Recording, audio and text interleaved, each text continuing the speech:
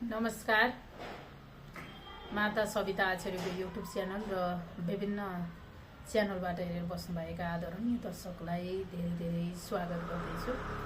आज विशेष गरेर मलाई धेरैजनाले चाहिँ लेखेर नै पठाउनु भएको छ र त्यही आधारमा चाहिँ मलाई त्यस्तै भिडियो बनाइदिनुहोस् न ल, तपाईको कुरा सुनेर हामी एकदमै नतमस्तक छौँ, मन पर्छ हैन। कति कुराहरू एकदम सत्य लागेको फिल गरेको छु भनेर देश विदेशबाट फोन आउँछ। विभिन्न कुना कन्जराबाट सम्झिएर मलाई फोन सम्पर्क गर्नु भएको छ। त्यो जति ठुलो कुराहरू के हुँदैन साथीहरू। हरेकलाई कोहीलाई खाना छैन भन्नुहुन्छ, कोहीलाई लाउन छैन भन्नुहुन्छ, कोहीलाई मन दुखेको छ भन्नुहुन्छ, कोहीलाई घरको पीडाहरूको दुखाइ मलाई नै सुनाउने गर्नुहुन्छ। कोही लोग्ने स्वास्नी श्रीमान श्रीमतीको सम्बन्ध एकदमै नराम्रो भइरहेको अवस्था छ। भर्खरै विवाह गरेको 1 महिना पनि नभई डिभोर्स गर्न म बाध्य छु। लौन मलाई तपाईले जानेको सुनेको बुझेको केही कुराहरू भनिदिनु भयो भने म यति खुसी हुन्छु सरु माताजी। त्यो मेरो लाइफमा राम्रो भएछ भने तपाईलाई निकै ठुलो कोसेली नै लिएर आउला भन्नुहुन्छ। त्यतिसम्म लोग्ने मान्छेहरू धेरै नै पीडित भएको देखियो। महिलाहरू त पीडित छ नै, तर आफ्नो बुद्धि दिमागले पीडित भएको जस्तो लाग्छ। राम्रो काम गर्ने, हँसिलो अनुहार लाउने, हाँसिरहने भन्न खोजेको पनि होइन। पवित्र आत्मा भएर सकारात्मक मान्छेसँग सङ्गत गर्ने, पूजापाठ घन्टी नै बजाइरह पनि भनेको छैन हैन।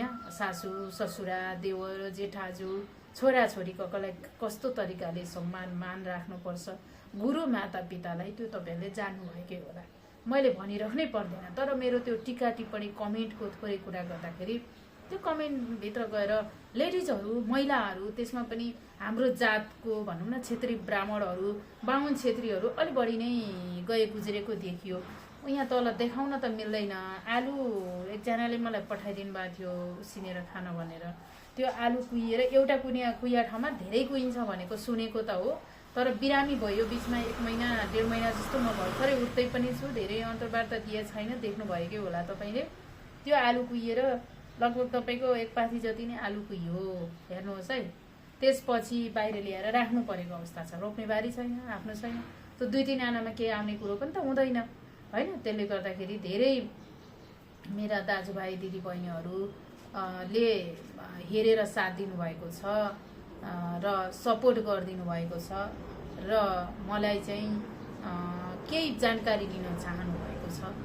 म त्योतिर लाग्दैछु। श्रीमान श्रीमती झगडा भइरहन्छ, डिभोर्स नहोस् भन्नको लागि पहिलो नम्बरमा त हेराएर विवाह गर्नुपर्छ। केटाकेटीको अब ज्योतिषकै कुरामा हो भने पनि गण कति युक्त लक्षण कि छन् छैनन् भनेर ज्योतिष गुरुहरूले भन्ने गर्नुहुन्छ। त्यसमा तपाईको चिना मिलेको भएको खण्डमा होइन, चिना पनि मिलेको छैन, चिना पनि छैन, हल्लाको भरमा सल्लाह गरेर चिना बनाएको हो भन्ने लाग्छ भने चाहिँ तपाईहरुले हेराउन आउन सक्नुहुन्छ। जस्तो अहिले प्रशस्त रूपमा मान्छे उहिलेका बुढापाकाहरूले त अनुहार हेरेर भविष्यवाणी गरेको कुरा त तपाईहरुले सुन्नुभएकै हो। तर सविता आचार्यको पनि लगभग 20-22 वर्षदेखि मिडियामा जताततै नै देख्नु भएकै छ तपाईले होइन। त्यो कुरालाई मैले भनिराख्न पर्दैन र बिन्ती बिसाउन पनि पर्दैन होला मेरा भविष्यवाणीहरू विषयमा नै कुरा गर्दाखेरि। र कतिपय दाजुभाइ दिदीबहिनीहरू चिना छैन भने पनि हेराउन आउन सक्नुहुन्छ अनुहार हेरेर हैन। तपाईलाई अब पैसा भेटी छैन भने तपाईको इच्छाले राखेर पनि तपाईले हेराउन सक्नुभयो। अब त्यस्तो ठुलो मूल्य पनि परेन। यहाँ रक्सी खान, जाँड रक्सी खान, कुलतमा लाग्न, नराम्रो काम गर्न, मान्छे हत्या गर्न पैसा लिइकन लाखौं हजारौं पैसा लिएर गर्छन्। एउटा भविष्यवाणी गर्नको लागि रोइ कराई गर्छन्, मेरो छोरो बिग्रियो, मेरो छोरी बिग्रियो, तर पैसा पठाउनु पर्यो भने 2-4 हजारको लागि दाँतबाट पसिना निकाल्छन्। र म कसैको पनि म अहिले पनि भन्छु यहीँबाट, कसैको पनि मैले त्यो ठेका चाहिँ लिएर बसेको हुँदैन साथीहरू।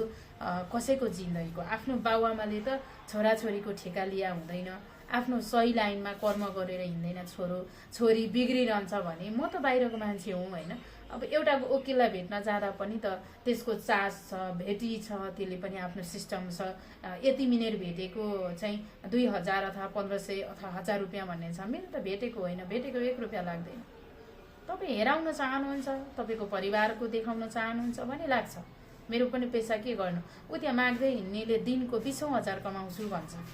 हामी त त्यसरी धनी हुन सक्दैनौँ, त्यो सम्भव पनि छैन। र माग्नेलाई पनि उसको लाज लुकाएर मागेको छ, उसको धर्म चाहिँ लुकाएर माग्न आएको होला। अर्कै धर्मको मान्छे राधे हरे कृष्ण भनेपछि ओहो धार्मिकै मान्छे आएछ भनेर हामी खर्च गरेर दिइहाल्छौँ। मान्छे चिनेर गरौँ, झट्ट ढोका उगारी नहालौँ। विश्वास हुँदैन मान्छेको, कोही कसैको विश्वास नगर्नु होला, यो कलियुग हो। मैले अघि भन्दै थिएँ, जापानबाट हिजो एकजना रुँदै फोन गर्नुभएको थियो, मेरो छोरा यस्तो भयो भन्दै। मैले यति पैसा सक्नुहुन्न भने हजुरको इच्छा, तपाईँले त भनेको छु नि, भन्छु नि त, सोध्ने हो तपाईँले, त्यो मैले तपाईँलाई बिन्ती गर्ने होइन। यी मेरो अगाडि एकजना बहिनी हुनुहुन्छ, उहाँहरू आउनु नानी सक्छौ पैसा, हजुर हुन्छ भनेर भने। सक्दैन नि त, उनीहरूको पनि पीडा समस्या हुन। चाहिँ म के भन्छु भने हातखुट्टा भएका मान्छेले साँच्चै हजुर बोलेर चटपटे बेचेर लाखौँ करोडौँ कमाएर घर 2टा 3टा छन् चटपटे बेच्ने। ऊ त्यहाँनिर तपाईँको त्यो दही बेच्नेको, ऊ त्यहाँ मेरै छेउमा दही डेरी गर्नेको 3 वर्ष अगाडि डेरी गरेको होला, सुरु गरेको थियो, मलाई थाहा छ। घर बनाइसक्यो, केही पनि थिएन अवस्था, आर्थिक अवस्था एकदम गए गुज्रेको थियो बिचारा, केही नजान्ने। अस्ति म छक्क परेँ, हामीहरूको भन्दा धेरै जग्गा किनेर घर बनाउँदै छन् रे, लजाएर हुन्छ। पान बेच्नेले त्यस्तै गरेको छ, साग बेच्नेले त्यस्तै। त्यो चाबेलमा एकजना भाइ निकै चर्चित हुनुहुँदो रहेछ, बोलेर कस्तो भोलि कस्तो झ्यालो अनुहार खयाङ तरिकाले घर बनाइवरी बेच्नुभयो अरे। अहिले पनि बिक्री गर्दै हुनुहुन्छ चाबेलमा एकजना, के तरकारी निकै भाइरल हुनुहुन्छ, उहाँको नाम मलाई आएन। मान्छेले गरे, उहाँ पनि त भर्खरको युवा हो, उहाँलाई पनि अमेरिका जान मन थियो होला, युरोप जान मन थियो होला। हामी सबै युरोप अमेरिका खोज्छौँ, त्यही भएर कहिले उँभो लाग्दैन। कृपया म यो बिन्ती गर्छु, मेरो अब थोरै कुरा पनि जोडेँ, यसमा अन्यथा नलियोस्। र एउटा कलाकारले गीत गाउन कुनै कार्यक्रम, अहिले गीत अब तीज तिहारहरू होइन, अब नजिकै यस्तो कार्यक्रमहरू, साङ्गीतिक कार्यक्रमहरू असाध्यै छ। पूर्व पश्चिम उत्तर दक्षिणमा निकै कार्यक्रम हुन्छ, यहाँ मात्रै नभएर विदेशमा हुन्छ। 7 लाख 8 लाख 10 लाख दिए कलाकारहरू जाने होइन।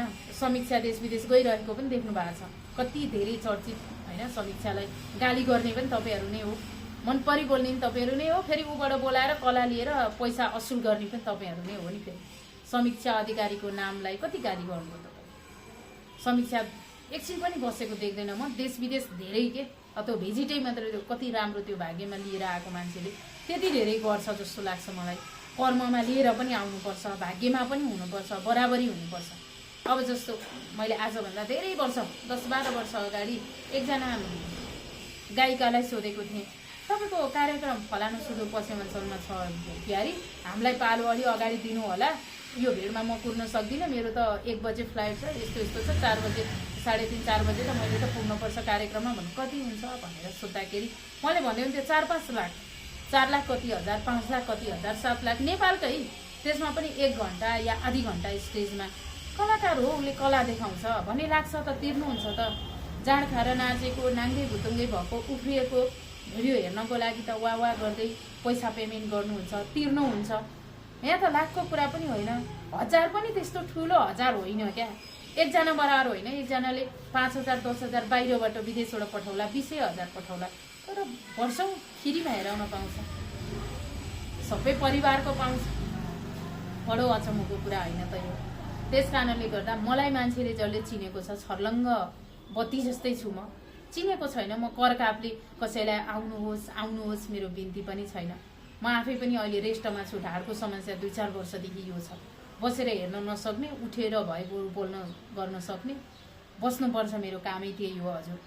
छाती खुल्ला यसरी पनि बस्न भएन होइन। अब ढाडको केटा मान्छे भएको सहजै जस्तो तरिकाले पनि बसौँ न त भन्ने एउटा लेडिज हुन्छ।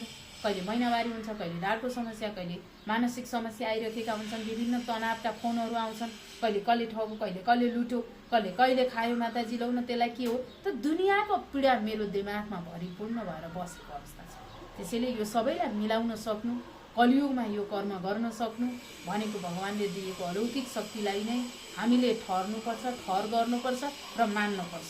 कुनै देशको प्रधानमन्त्रीले कुनै गरेको पीडा सुल्झाइदिएका छैनन्। एउटा स्कुलको सुल्झाउन नसक्ने, हस्पिटलको सुल्झाउन नसक्नेले के सुल्झाउनु, होइन त साथीहरू। यस्तो छ स्थिति। त्यसैले एउटा भविष्यवाणीलाई गाली नगरिदिनु होला, देखेका कुरा बताउनलाई पाइन्छ।